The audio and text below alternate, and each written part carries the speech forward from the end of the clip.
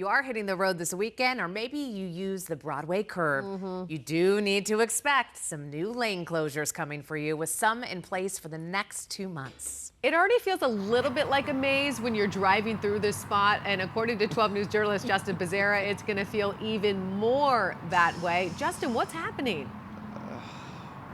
Oh my gosh, it is kind of like a maze. That's a good way to describe it when you have some of these lanes splitting here.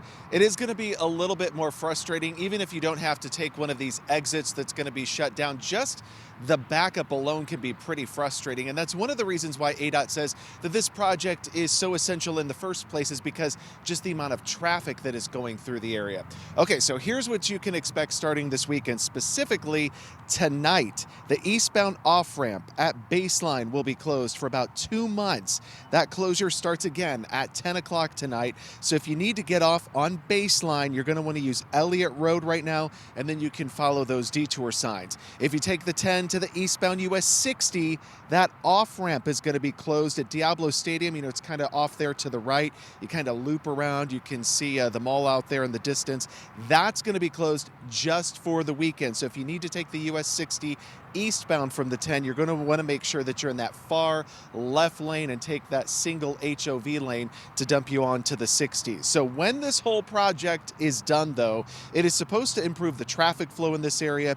Crews are building new bridges to accommodate additional lanes and interchanges. They're going to be adding 2 new bridges for pedestrians. They're going to be installing overhead signs, improving drainage, and then building retaining walls as well. I do want to show you right now.